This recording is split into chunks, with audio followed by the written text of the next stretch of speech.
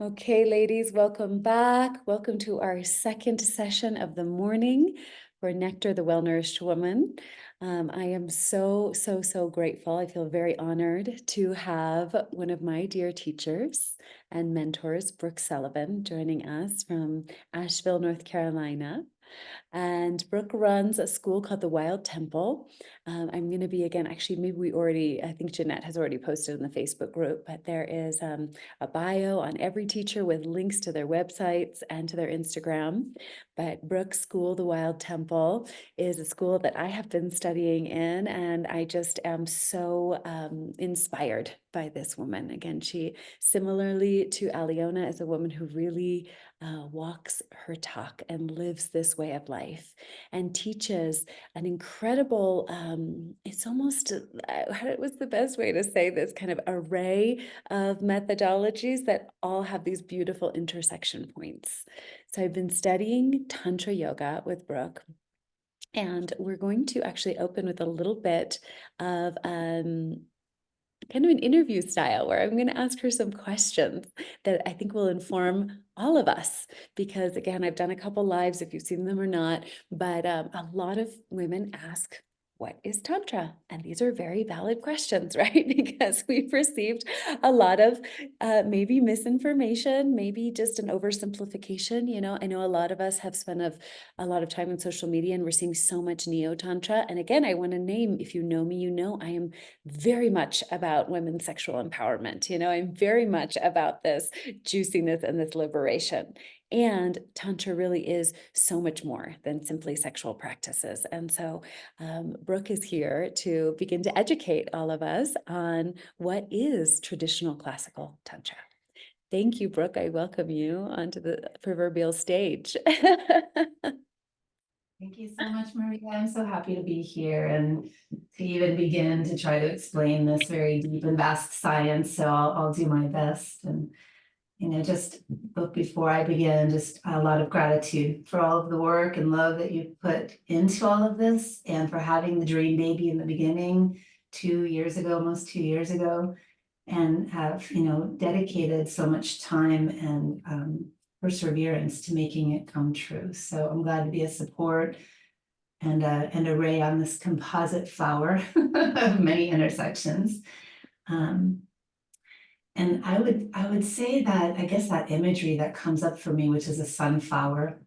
When you look at a sunflower and you see all those beautiful rays, they are actually individual flowers. So we can think of ourselves as sunflowers, where each of those spokes is a unique flower that creates a bouquet or a field of flowers.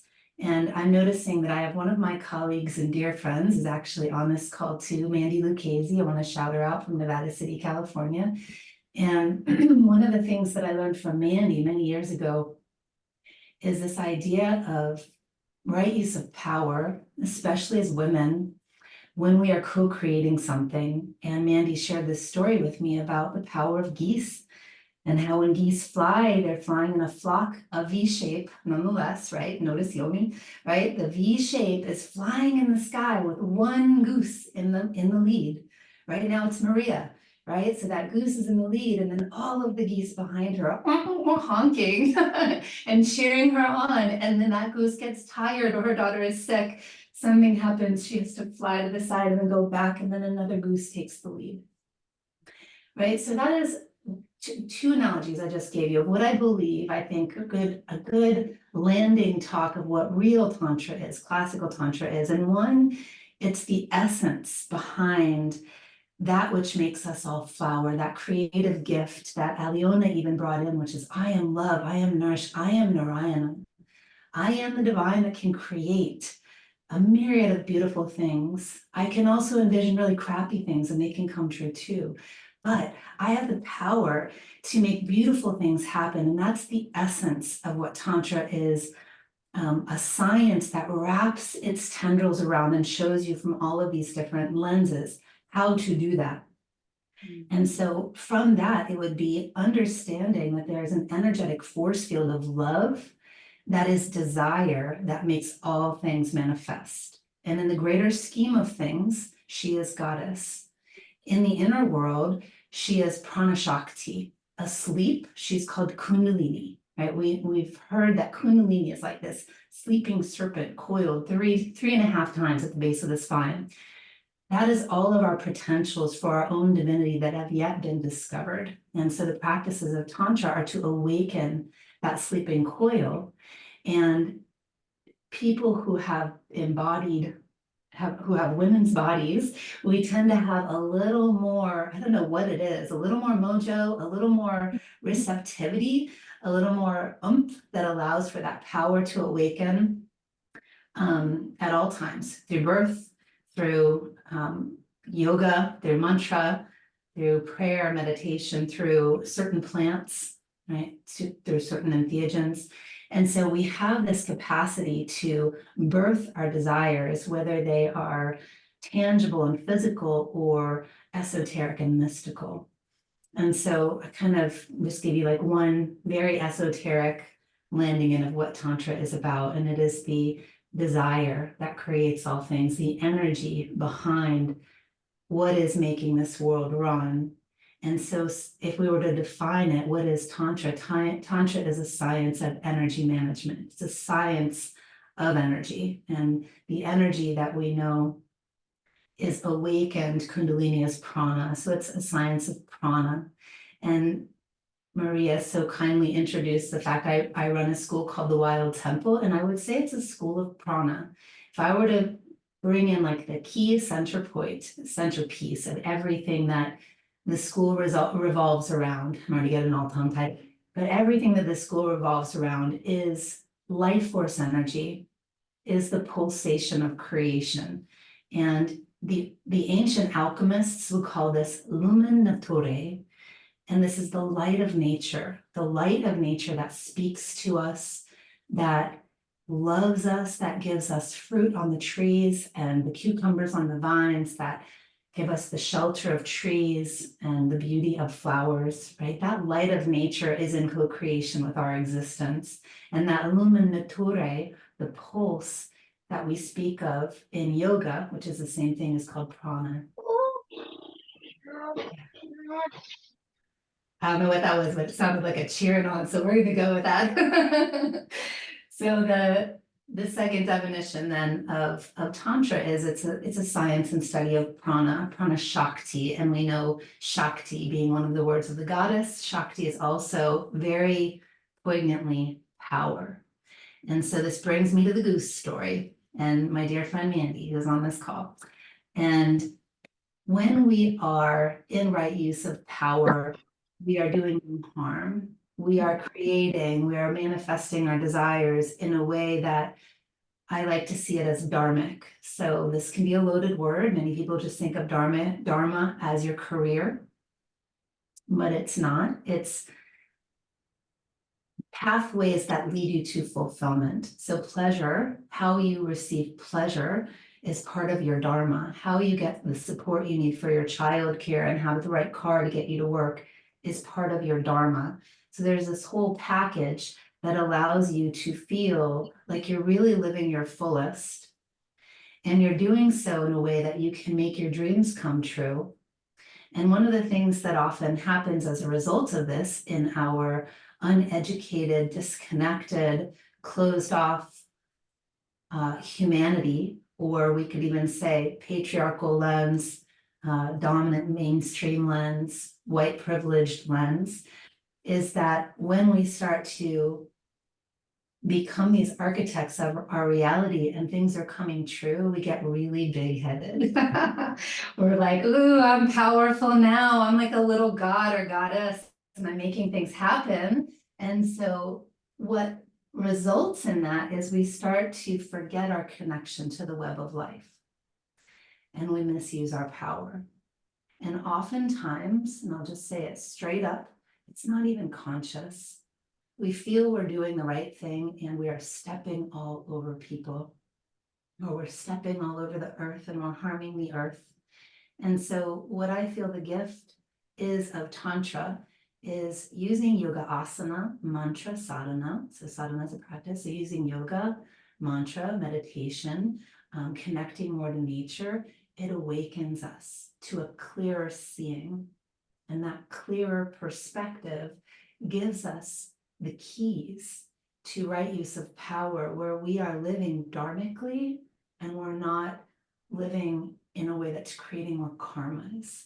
So more of the baggage that we get to trip over and stumble over and have our hearts be broken by because we did it wrong, or we did it in a confused way that hurt someone, or we did it with very big headed egos and didn't care in the moment, but we left a trail of just ash behind us of all those we burned.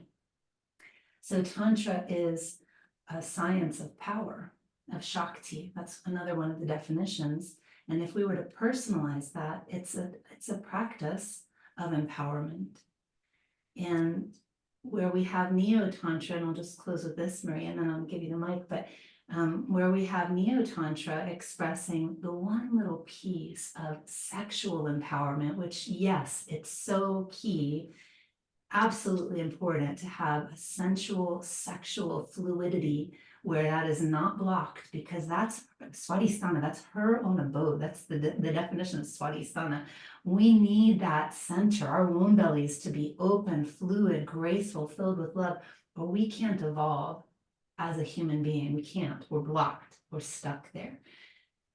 But the thing with just packaging it up as it's sex is that there are still so many shadows around our sexuality and around the collective consciousness in the sexual domain, that it's like opening up the Pandora's box when you're just trying to like step out into the breeze and look at the vista to your enlightenment, right? Instead, it's like, let me just wade into this muck of all this crap and try to get to enlightenment.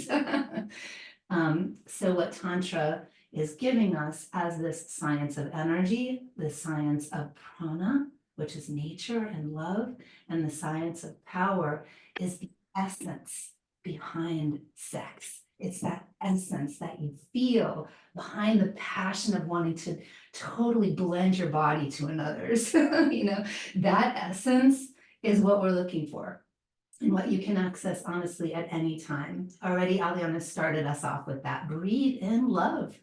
There she is. You begin there, you're getting the essence. Thank you, Brooke. Wow, so beautiful. Actually, kind of merged into what was going to be my second question, which was kind of how is this applicable to our times? And what, again, I love about these massive, I mean, there's just so much, as you said. It's like, how do we distill something that's so big, right, into a couple sentences or into a description? And what I love about asking you, for example, that is how you share it is what's your embodied experience of it, right? It's what's true for you. It's how it supports you in your life. And it's how, yeah, we can all be supported. And what I love so much that I just will name before I ask my next question is, this desire to be in right relation with all of life. And I just want to name that for the women who are on this call of like, what might differentiate what we're doing here from other programs, and not to make anyone wrong by any means. But I want to name that there's so much movement right now that is so me focused, right? And it's me having all the things that I want, including, and now again, I want to make sure I'm naming, I don't have anything against luxury brands, for example. But we're going to use this as just a little kind of a thought experiment here, right? If all of a sudden we're seeing everyone around us, reveling in luxury brands that are being made in other parts of the world with slave labor, right? And are polluting the earth and like are actually not good for the web of life, but we're being so influenced that, well, this is the way that I, step into my, wholeness as a woman, is that I'm making all this money and I'm spending it this way. I'm just using this as an example. But what we're really doing here is caring for ourselves such that we can be really healthy. What's the word that I'm getting at here? That we can really contribute. Let's say this: contributors and co-creators of a healthy ecosystem. And so that frame of what is actually truly healthy for all of life, that is also really healthy for us, right? And that allows us to live a deeply pleasurable life. And that's another one of these distinctions. When I'm talking about pleasure, again, it's not just, it's not just what some of us think it is. When you made that beautiful, like, step out and take a breath of fresh air, right? Like, these are the small, but actually really big pleasure points that I think are so important for us as women to start to, reorient ourselves towards truly healthy pleasures that nourish us, that also are good for the web of life. So I just want to name that because, again, Brooke, to me, you really embody that, this beautiful earth goddess mama energy that is lives such an abundant life, but is also so grounded, and deeply cares about the greater ecosystem and the earth. So I want to name that. I want to say thank you for everything that you do and all you be, and for these beautiful, starting to define these principles and how they support us. I think that was my now we'll go to the third, because I was going to ask more about how you think this meets us where we are now, but we can merge that a little bit into, as we start to head towards your practice time. Why do you really feel that this is these principles are so important, that these technologies are really here to be adapted for our moment? Like, what do they have to really offer us as modern women here and now? Boom, you said so much and I love it. I want to kind of harness and come back. Yeah, look. Hoy nos vamos a quedarnos en la parte 2. So I just want to name that I think there's a setting that we've got to get right, which is when people log in, that they are automatically muted. So I'll just name that. We've got some people popping on that are unmuted at the time, but continue, Brooke. Thank you. all right, I'm going to see if I answer your question. I'm just going to talk from my heart and we'll hope that we catch it. First of all, honoring that pleasure is a loaded word. Often, I think we withhold ourselves from pleasure. So let's think of maybe the reasons why. Why would we withhold ourselves from feeling pleasure? And instead we insert work, tending to another. Let me do an effort and try and, put out energy instead of relaxing, receiving, trusting, and feeling pleasure. And I think that is such a key, and that is probably a highlight of what we're needing today, period, because that's what so many of us are seeking. And because we've withheld ourselves from pleasure for so long, we're like deprived and we're coming out hungry. And we're coming out and we're eating the whole box of Numinos instead of just one, or doing things that aren't really healthy for ourselves. And in the long run, it's a sabotage. And we can boil this down to a couple of things, and then I can bring it into the practice, sure, where we could even tie in the same kind of word, where pleasure, we want to feel the pleasure by understanding we're worthy of the pleasure. And one of the root words of worth, right, is or where you would look, I love etymology, and when you look at what worth is, it's the same root as worship. And so that also has been taken out of our vocabulary, and it's been borrowed by Orthodox religions in a way that it's become almost like a dirty word, or it feels uncomfortable when we talk about worshiping ourselves or giving ourselves worth for the worth that we need and the value that we know we deserve as a birthright, right? For some reason that's been stripped away, and it's perpetuated by media culture. It's perpetuated by what are called samskaras, right? We get that negative belief about ourselves. Maybe when you were 6, somebody told you that you had buck teeth and you you didn't look pretty. Maybe that stuck with you, and so you have grown up to feel ugly. Or maybe that there's been another self-critique that you have just really deeply connected to and believed in, and that has lessened your value for accepting the pleasures of life. And so part of the practice of Tantra is, and I love to think of Tantra as a pleasure portal and our asanas as pleasure portals. So I'm not the kind of person where I'll crack a whip. I did come from this kind of Ashtanga background, right? Studying in India, and you're like shoved into these poses and you have to have this perfect form of stick figure asana. And it's just not pleasurable.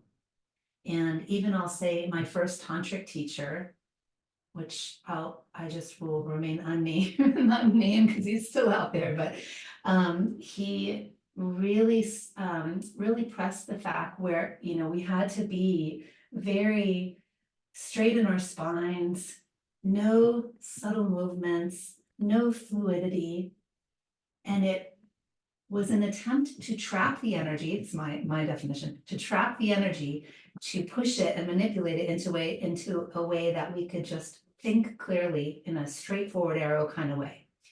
But what he didn't realize is that doesn't work for a lot of women's bodies. We are naturally more voluptuous, curvaceous, and we flow with the fluidity of water. And water is the element of emotion. And when we are trapping in stick figure asana and we're trying to compress our emotions, it's going to jack up the nervous system and we're going to start blowing fuses, and those valves are going to create more cookies, more need for strange, pleasurable grabs of desires that we're wanting because we have these undigested needs, wants, and feelings, you know, they're not met. And so where I'll kind of bring this into another aspect of what we're needing right now, I feel, because we're in a culture of overwhelm, overstimulation, and way too much information. I'm at the point where I'm just like, shut everything off, shut it all down. I just want to hear the wind, you know, and the bird song, please. And I'll talk to my dear sister friends. Like, that's about the level of what I can do with what's going on in the world. But what that means when I start to feel like that is I am seeking refuge from the constant onslaught of the busyness that's going on out there. And so one of the definitions of our greatest goddesses, the Divine Mother, Durga, she's defined as refuge. Another way we can look at this is fortress. And so we can use our practices or work in tandem with our practices, our plant allies, in right relationship with other people, to create situations that act as pillars for strength, that then become the fortitude that we need to be in this world, feeling soft enough to feel pleasurable. And so Maria and Aliona even started with that, where when you have the practices that are your staples in life, they give you that strength that when the shit hits the fan, and believe me, I have had those weeks since the eclipse, it's been nothing but a lot of shit fly. It's the practice that gives me the anchor into my own refuge, that my spirit is strong and I can show up no matter what's happening. And so this is what I'd like to offer, is a little taste of a practice like this today, and how refuge, or a fortress, however you want to look at it, which is the Divine Mother, is really awakening the prana shakti in you. It's tapping into that vital life force energy, which is also the healing life force energy that rides on the waves of the breath, like Durga on her tiger. We breathe her in, we feel this power illuminating itself throughout our cells, throughout our entire body. And the more we do this, whether it's a 5-minute dose of a practice, or a little, I call them tiny practices, I do 20-minute practices, or it's a longer, you know, greatest hits of all your favorite yoga asana, whatever it is, you're getting this ample reconnection into the refuge that is you. And on this level, you receive the nectar drops in big waves, And that nectar leads us to nourishment. And if we're going to run it right back around into a full circle, one of the root words, or the original words of nourishment, means to cherish. So it's beyond feeding, it's cherishing, it's worshiping, it's remembering our worth and our value, to shut out the noise and do your practice so you can go back to the noise if you need to, which we all do, in your refuge. right? In your sanctuary. How's that, Maria? Did I answer? And then some maybe? Absolutely. I love this. Again, I'm taking notes so that I can also add to the text of the recordings, but really this energy of that sanctuary, refuge fortress, we all need that in this day and age. And so thank you so much. And I'm really looking forward to this taste that you're going to offer us through an embodied practice. Thank you. Great. Yeah, so we'll do a little practice here. It'll just be 30 minutes, maybe even less. We'll start standing. We're then just gonna sit, lie down. I'm just gonna give you a couple postures here and there, and then we'll sit and we'll do some pranayama. But before we do that, I want to bring you to India just for one moment. Okay, so I just got back from India just a few weeks ago. This is my 14th pilgrimage to India. And the first time I saw a Durga temple, my hair blew back. It was like goddess in the house. She had the most brilliant red temple. Talk about a fortress. I've also been to a lot of my dad's like a Civil War, I don't know, like we have a lot of war descendants in our family. So he would take me to all the different forts, growing up and like checking out like how the battles were done. Anyway, Durga, she's the warrior goddess. But when she transforms, she turns into Matangi, who is like the tantric version of Saraswati, she who is the desire of creation, of the wild creativity that comes from within us and can manifest anything from like organizing shoes in your home of a family of 7 to a creative display of some kind of beautiful mala work to artistic ceramic sculptures, right? Matangi holds the field in all of that. And she originates as Durga. And when you go into this temple, you see this beautiful Durga statue with all of her flowers. All the pujaris are around. There's all kinds of amber and copal and sandalwood incense. You smell roses. You're seeing marigolds and this milkweed strings of flowers. Everything is being offered in this beautiful refuge to Durga. And simultaneously, along with the beauty, there are rats crawling all over the altar. And what I got from this, I was shocked. Again, my hair blew back. I was like, what? This feels like in the small mind, sacrilegious, right? Rats on the altar. And that idea, that old thought, that critique of imperfection or ugliness where beauty should be, right? Because that's how we see ourselves, often cracked and shattered in that moment. And what I learned was she, as the Divine Mother, holds all aspects of us, all of our parts that feel ugly, creepy crawly, hard, beautiful, pleasurable, all of it. So anyway, I wanted to share with you just a little taste of the power of Durga from India. And let's go ahead and start standing. We're doing a practice. It's called Nectar Drops, an ode to Maria in this lovely conference.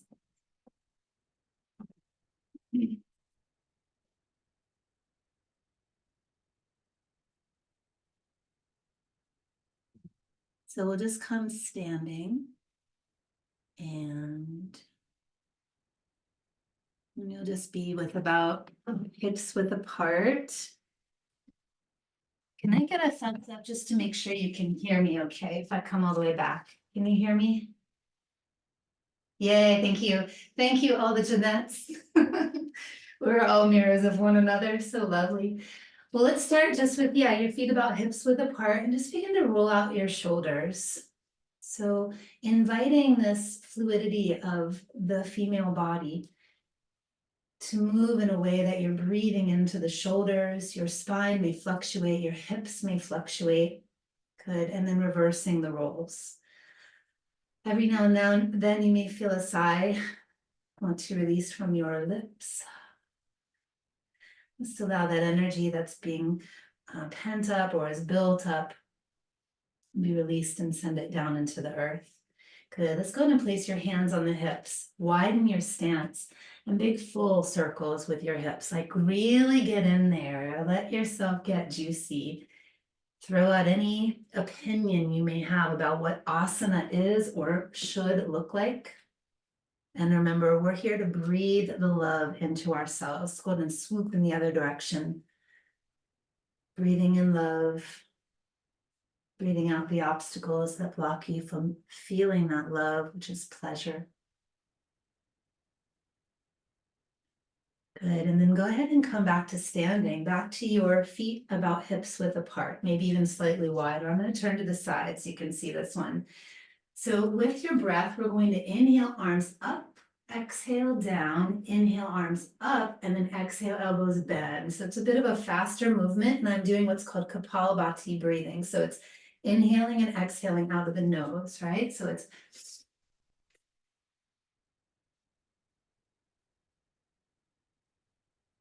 all right, so this is about the pace. If you'd like to go faster or slower, feel free to do you. But we inhale, arms up, exhale, arms down, or the elbows bending. Just a few more of these. What I'd love for you to feel is, again, this fluctuation of the spine, allowing the hips to move because you're anchored and strong in your connection to the earth. That gives you the freedom to move in the upper body.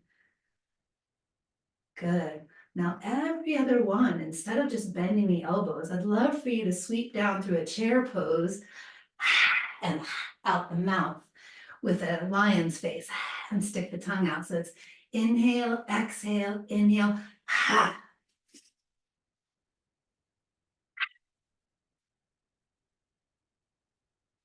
Good. So just do about 9 of these. 9 is a number we dedicate to the Divine Mother, 9 and 11s.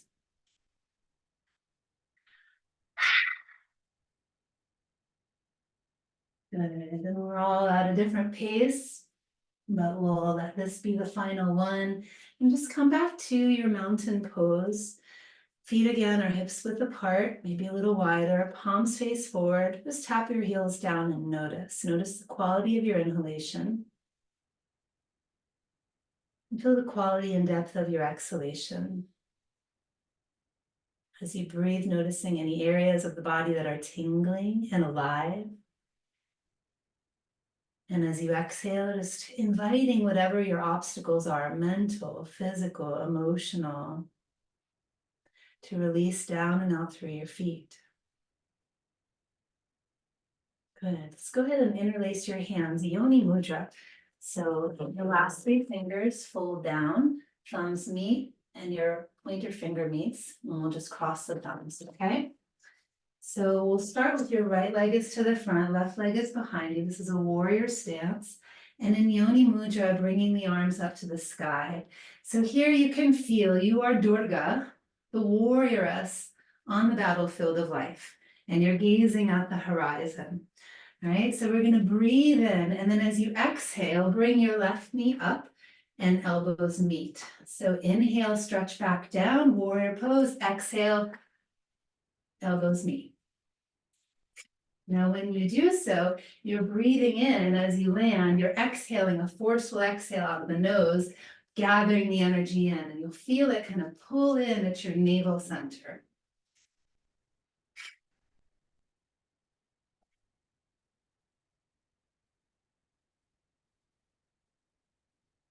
So the tricky part about this one, we do about 11 of these, is balance. So feel free to giggle a little if you're a little wobbly. Good, and once you are complete, just go ahead and come back to standing, palms face forward, tap the heels down, and notice once again your breath, quality of inhaling and exhaling. Notice left and right sides of the body and how one may feel a little more alive, a little more pranic filled. Good. Go ahead and swirl the hips around again before we do the other side. Just swirl the hips around. I'd love to invite you to breathe all the way in and down into your body and all the way in and down where the subtle breath lands deep in your womb belly and down to your pelvic floor. Let's go ahead and swirl the hips in the other direction. Really good technique for waking up any stagnation just caused by sitting alone. Don't always need to have a story here. Everybody sits. Good. Once you feel even, let's go ahead and do that warrior on the other side. So here, Yoni Mudra. Step your right leg back, left leg is to the front, your gaze is at the horizon. Maybe there is something that you're wanting to transform. Maybe there's an energy that you've been battling in the mind and the heart in your life, right? So let's go ahead and breathe that in. And then as you exhale, throw it in the fire bowl of the belly. Let it transform. So 11 of those, that was 1.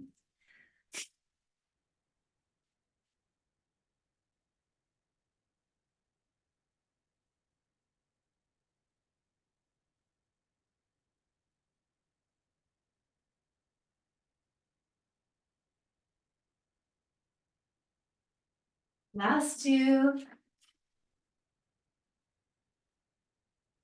And then coming to standing, palms face forward. This time maybe do a little swirl, just little swirls with your hips one way, the other way, and then come back into a stillness. Take a moment to feel and observe. You may notice at first the breath is a little choppy. You may notice some tingling of your circulation, deeper down, a little warmth perhaps, maybe a little lightness. I want you to feel we're creating ripples with every posture we're doing, and those ripples are inviting the prana to enliven and spread throughout your body.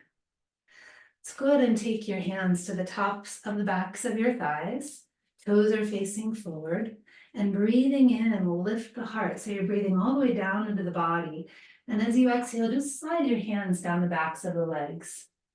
So very simple, but we're guiding the movement with breath. Inhale, just coming up halfway.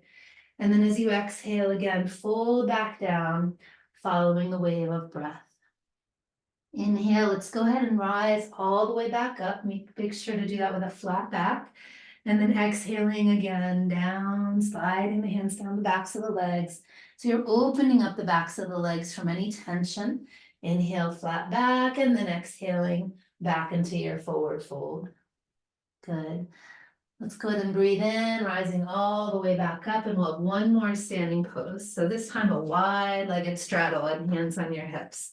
This is one of my favorite ones because it gets into so much tension in the inner legs all the way up to the groin, and it opens up the hips. Remember, this is called Swadhisthana, her own abode, this whole womb belly area. So we want to bring prana to this seat or locus. Hands on the hips. We'll go ahead and lunge in one side, and you're going to stick your booty way back. So inhale, rise up, and exhale, bend the other leg, and your booty goes way back. This protects the bent knee. Inhale whenever you're ready, and exhale to the other side. So just finding that pace that really works for you, where you're opening up the body. Maybe you even want to do a little twist, your shoulders reaching towards your knee.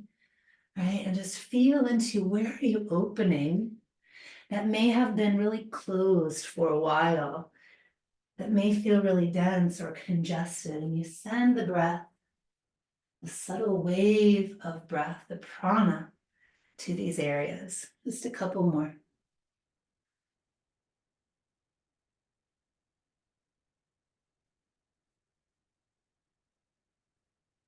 Nice. And then we'll just turn the feet to the front, come back to your mat or the ground, and just lower the knees down. So we'll come into an old familiar tabletop position. And we won't be here for long, but just breathing into table, feel the breath move in and down. And as you exhale, descend into child's pose, 4 counts. Inhale, rising back up that 4 counts. And as we exhale, let's add a count. So slowing down the movement, exhaling 5, 4, 3, 2, 1. Inhale, rise, 4 counts. Adding on a breath or a count, exhale 6, 5, 4, 3, 2, and 1. Inhale, rise. If you need to take an extra breath at all, please do. Let's continue to try to add a count. 7, 6, 5, 4, 3, 2, 1. Inhale, 4 counts still, so the inhale remains the same. And then last one, see if you can go 8, 7, 6, 5, 4, 3, 2, and 1, all the way down to child's pose. Just take a moment to rest and feel.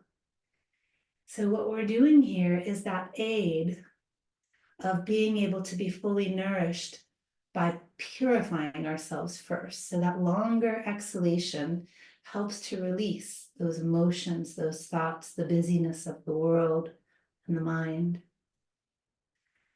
Good, let's go ahead and come up onto your knees. So you're standing on your knees. And imagine that you're in mountain pose, so your knees are about hips width apart. And I'm going to show you the pose first so I can give you some options. For those of you who have maybe a tender or sore back today, you can just keep your hands on your hips. And when you exhale, well, when we all exhale, we're folding forward into the child's pose, and then we're rising back up to standing on the knees. So sensitive backs, just go ahead and keep your hands on your hips and rise up with a flat back. For those who don't feel like they have sensitive backs at this time, you can reach your left arm up and keep your right hand on your sacrum. Yeah. So we're going to inhale, breathing all the way in and down to the heart, to the womb belly. As you exhale, fold forward, sweeping that arm so your hand meets the other on your sacrum. And then as you inhale, reach your right arm up. So we're switching sides, which work the right and the left brain. Exhaling down just at your pace. You may be moving faster or slower than me. And then we inhale up the left arm.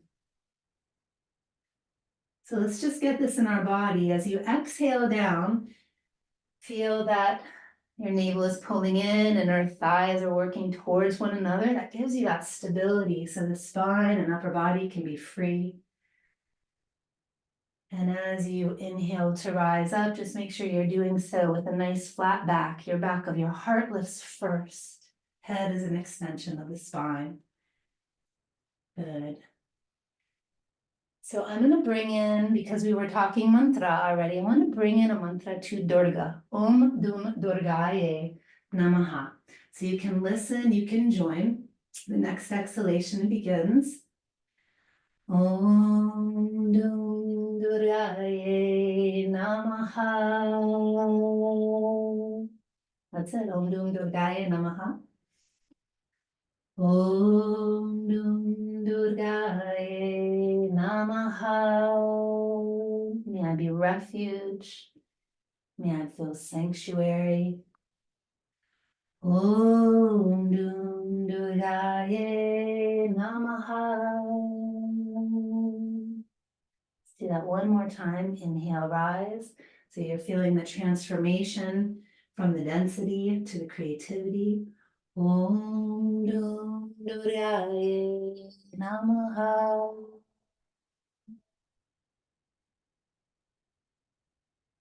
Om Dum Durgaye Namaha. Nice deep full breath in all the way down to the womb belly. Last one.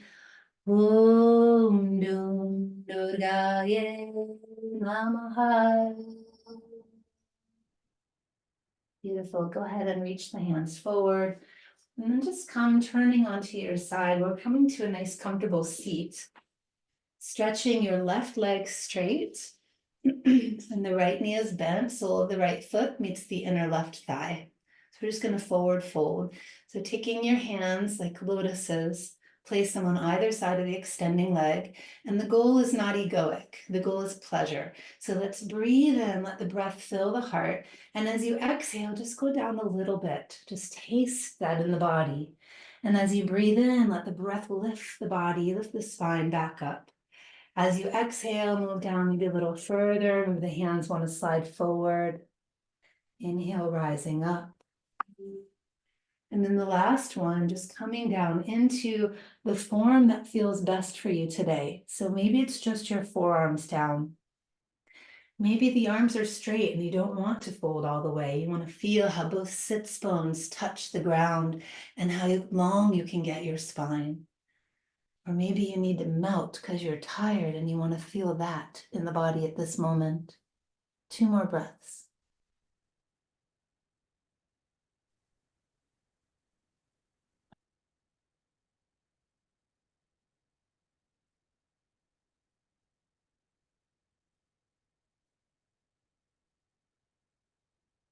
Go ahead and rise up very mindfully, opening the knees. And in this half straddle, just sliding the hand down that extending leg and the opposite arm reaches over your head. Just taking 3 breaths or so and feeling the breath moving all the way down the side body. So here we can get so stuck in the muscles, the intercostal muscles between the ribs, right? It prevents our joy, it prevents our feeling that fullness of breath, of love moving into the body. And we'll go ahead and rise up, crossing the legs. Do a little wiggle with your tush, just feeling both sits bones down. Breathe in, lengthen the spine. And as you exhale, turn to the side that your extended leg was. So I'm going to turn to my left, just moving into a twist.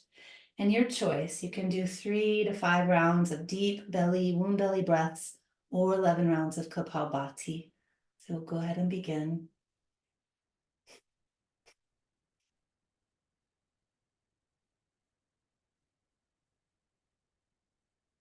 Exhale all the breath out. And then breathing in, come back to center. Straighten your right leg. Left sole of the foot meets the right inner thigh. So you're facing that extending leg. Hips are level. Framing the front foot or leg with your hands, little lotus hands. Breathing in that pleasure. Breathing out, just moving in these undulous waves, nectarous waves, where you're freeing the tension that is recent or old. And then finding that place that feels you are ready to pause and breathe.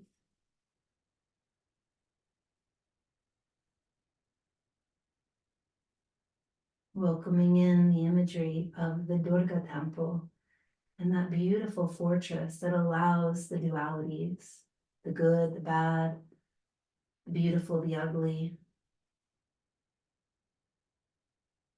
the witnessing of the desires that when exalted are pure, are aligned to Dharma, are holy and worthy. Let's go ahead and rise up, opening the knees, sliding the hands down your right leg with that extended leg and floating the opposite arm over. So you're doing this lovely side stretch, breathing into the whole abdominal cavity, but especially down into the hips. Feel your breath as love nourishing your ovaries. If the womb is intact, the womb space or the space where the womb was. All the creations you have birthed, all the babies you have birthed, just loving your body and then rising up. Crossing the legs, simple Sukhasana, deep drinking of the breath in, spine gets long, and then turn towards the place where you were just facing. So to me, it's the right side. Again, 3 to 5 rounds of deep womb belly breaths or 11 rounds of Kapalbhati.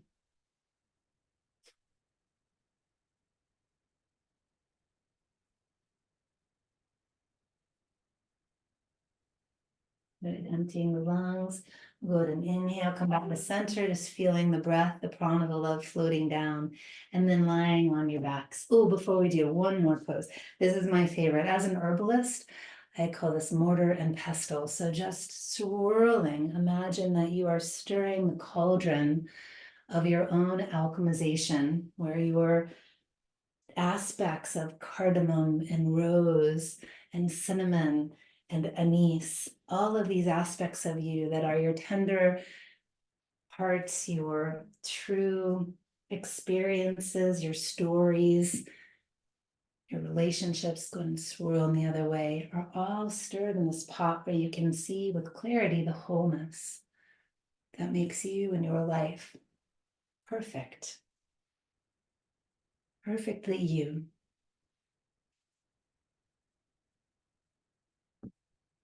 And then we can let grace just kind of take care of the rest, cleanse out what is not necessary, what is problematic. Let's go ahead and lie down on the backs.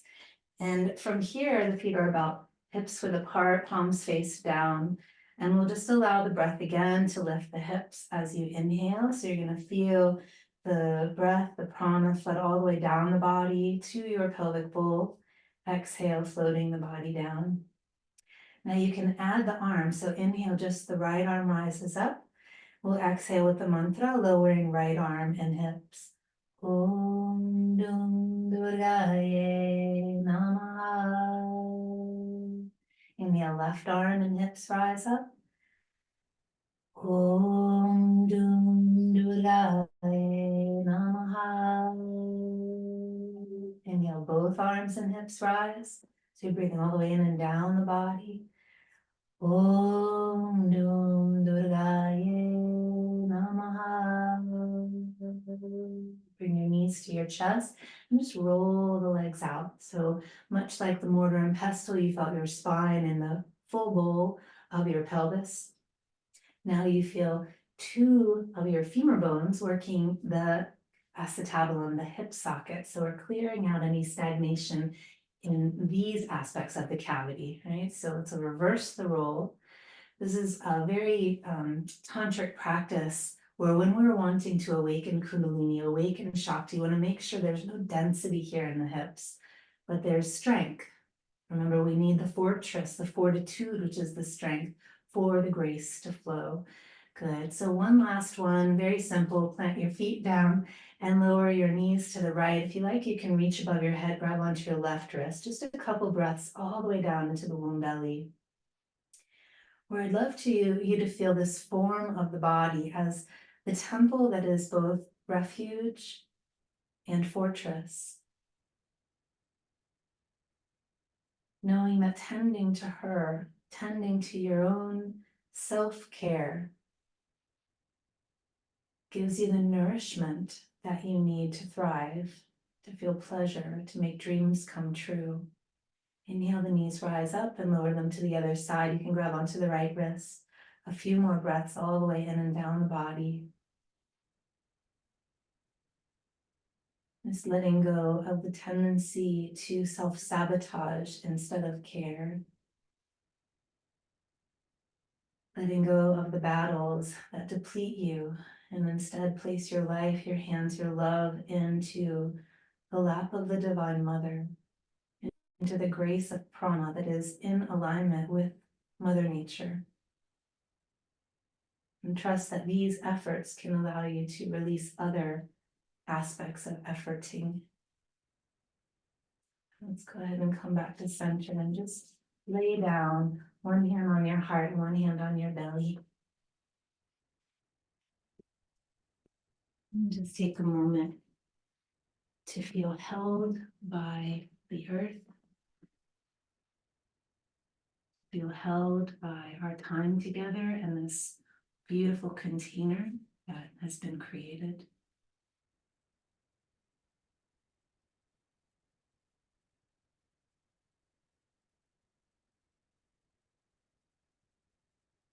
As you breathe in, continuing with how Liana began, we're breathing in this love. We're breathing in love, which is the nectar of the universe. She who is Lumen Naturae, which is what the ancient alchemists called her. Breathing in the love that is the force of creation and our own healing.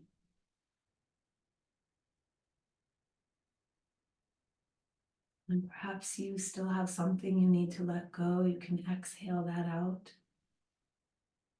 Or maybe you're just fine as you are and you're feeling this electric beauty that's starting to awaken. And every breath you take, every breath of nourishment and love and divinity ripples deeper into the cells of the body.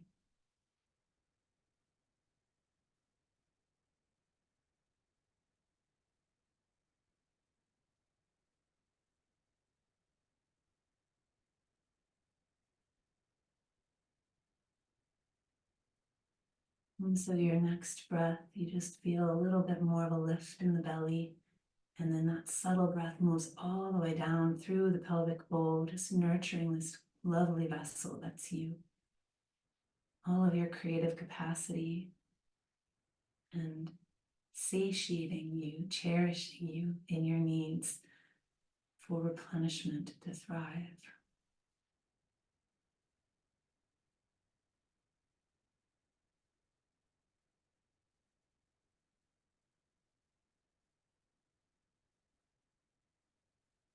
And then just slowly wiggling toes and fingers. When you feel ready, you can start to roll over onto your side, just maintaining the nectar drops and the ripples of your remembering your wholeness. You're coming back into this refuge. And find yourself in a nice, comfortable seat in a different perspective of the same form that is cherished by her, breathing, embodying her love.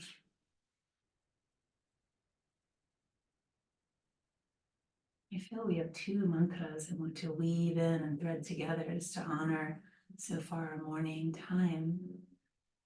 The first is Om Namo Narayana.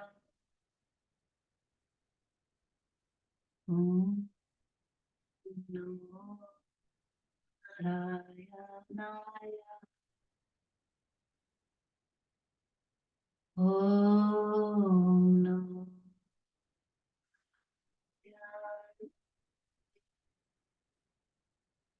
You're all mortar and pescaling, you're alchemizing the mantras. Lovely. So we can keep on this swirling and churning with the final Om Do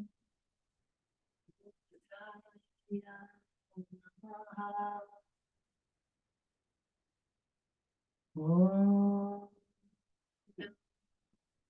Durgaya.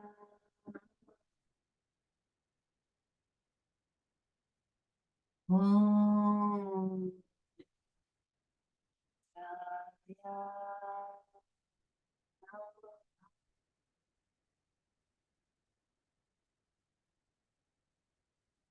Hands to your heart, or one hand on the heart, one hand on your womb.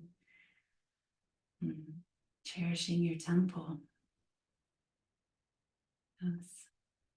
In gratitude for this space, for this web of life, for this beauty of connection to other sisters and this sacred special time for replenishment and receiving this deep nectar. Thank you for bringing me in. Namaste.